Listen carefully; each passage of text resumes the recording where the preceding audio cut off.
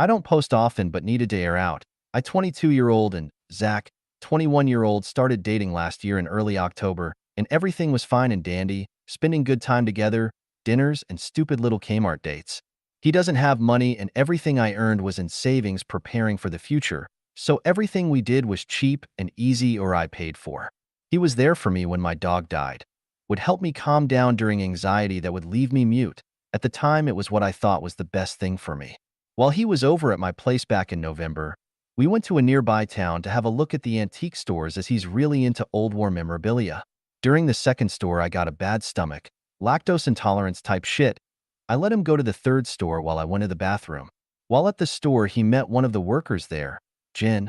They got along well and had things in common, so they got each other's snap deets. Zach let me know of this as he knows I've been cheated on before and didn't want me to think the worst. I was honestly happy for him, as he doesn't have many friends nearby, and it would be good for him to have someone to talk to about common interests. They made plans to go to the city and look at the history stuff there, and he asked if I wanted to join.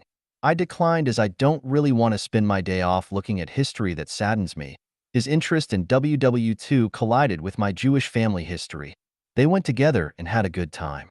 I didn't really hear much about Jen after that from him, and I didn't expect him to let me know of every chat they had in the same way I don't tell him every conversation I have with my friends. It all started to go downhill after Christmas. He spent Christmas with my family as his were spending the holidays in another state. He couldn't afford to join and no one in his family would help him pay to join. It was a good day, and he got along with my family, and the majority of them really liked him. Through January and February, he couldn't work from things out of his control at the time. So we couldn't see each other that often, but when he would come by, I would send him money for the transport. He would stay for a few days and go back home. On the 12th of February, I had a consultation for my top surgery operation that was happening on the 22nd of the same month. He met up with me in the city and told me news that broke me at the time. He would be moving to the other side of the country. His dad is an author and wanted a house in every state and was offering to let Zach live in his new house rent-free. It's a good deal that would also not affect Zach's first home owner loan that he couldn't turn down.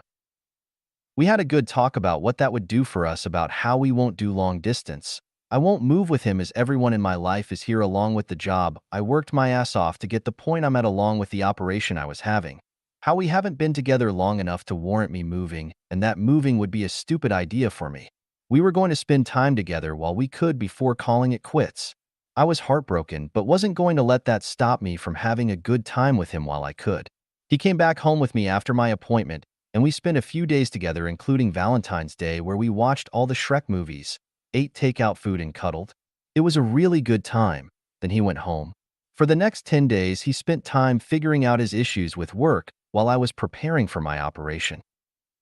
Day of my operation happened, and it was all smooth sailing. Got my possessions around 9 p.m. and checked my phone only to see I had only a simple "hi" message from him. Didn't think much of it as he had been sick with a chest infection type thing and assumed he spent the day asleep. I FaceTimed him the next day to chat about my operation and show him the results, and all is fine. I go home and spend the next 2 weeks recovering, dealing with my drains, and didn't have him over as I didn't really feel like getting sick with a chest infection while recovering from a chest operation. When he was better, he came over and told me he would be moving in the next few months and that it's time to end it. He was originally going to stay the night to pack his things to take with him, but found it too hard to stay and do that. So he went home that day and came back a few days later. He stayed the night. I gave him his early birthday presents, Lego Polaroid, a mini book, and crochet fox, both of which I made. We built the Lego together. He packed most of his stuff. It was too much to carry in one trip, and left. About half an hour after he left, I got a messenger request from a random account that had no name saying that he had been cheating on me since New Year's. I screenshotted it and sent it to Zach. He called and told me not to freak out as it was only a kiss. I hung up and messaged the person asking if it was Jen, and it was. I told her what Zach said about how I was told it was a kiss and nothing more. I knew it wasn't just that but needed to hear confirmation, and she informed me about how it was more than that and offered to tell me everything. I declined because she knew he was in a relationship this whole time, and I didn't want to talk to her about it right now. Zach kept calling me with excuses on how he could talk to her about certain things he can't with me and how monogamy isn't for him. I didn't care to hear what he had to say and told him to get the next train back to come get the rest of his shit. He never did. I was heartbroken all over again, but luckily that only lasted a day. After that, I was angry and embarrassed. Embarrassed that I let him into my life, meet my family, and bent backwards for him. I was angry that he wasted my time, money, and took my recovery from me.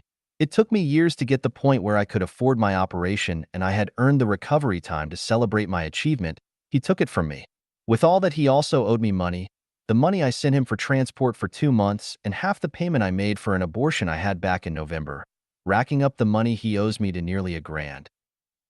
It's a fair chunk of change. If it was not nearly as much, I'd let it go. But at 22, that's a lot of money that I'd like to have back. I let him know this much. Zach says how he can send it all back, but in small amounts starting at $30, which I never got.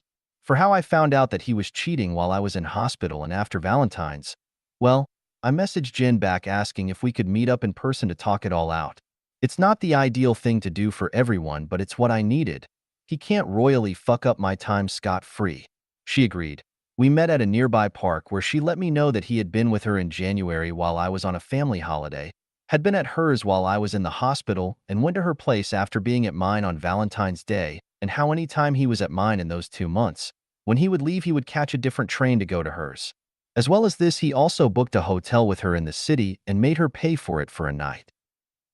I aired out everything on my side and asked her why she was with him when she knew he was in a relationship. This is where I found out he had been quite forceful with her in their time together, and also told her that he would break up with me eventually, but that if I found out what is happening, I would kill myself for her, telling her how I had been cheated on in her past and it would be my breaking point. He scared her with the threat of me dying, and it her being her fault if she told me what had been happening. She had been wanting to tell me how he was with her after the first time they hung out, but she had been scared by him about telling me. Now, don't get me wrong, I don't forgive what she did, but I will forget it. If I was somehow in her situation, and if I made what I thought was a friend who turned out to be a cheating dick who says that if I told the other person they would kill themselves or me, I would also be scared. I asked why she told me when she did. Jen knew Zach was at my house and was hoping he was still there when I found out so he could deal with the repercussions in person. She had been told that my family is quite fit and very protective, which is true. My younger sisters and professional soccer players. Older sister has a master's degree in sports science and is very physically fit and an angry person. Dad is a unit of a man. With them is also one of my sister's friend who lives with us who competes in pro-level MMA and another sister's boyfriend who is a boxer. It's a shame Jen missed it by half an hour. I left the meetup with her feeling good about seeing her, knowing just how much of a shithead he is. Since then, I have blocked Zach on almost everything, but have kept him on Snapchat to remind him of the money he owes me. I also messaged his brothers and parents what he had done. Only his mom and one brother answered, but that's enough for me. For now, I'm trying to handle my physical recovery, going to my therapist, and keeping my friends and family close. I'm still young, but I've got a steady job, decent money, and good people around me to help secure a better future without him in it. For anyone reading this, thank you for taking the time out of your day to listen to me ramble. I honestly just want other people to shit on him, lol.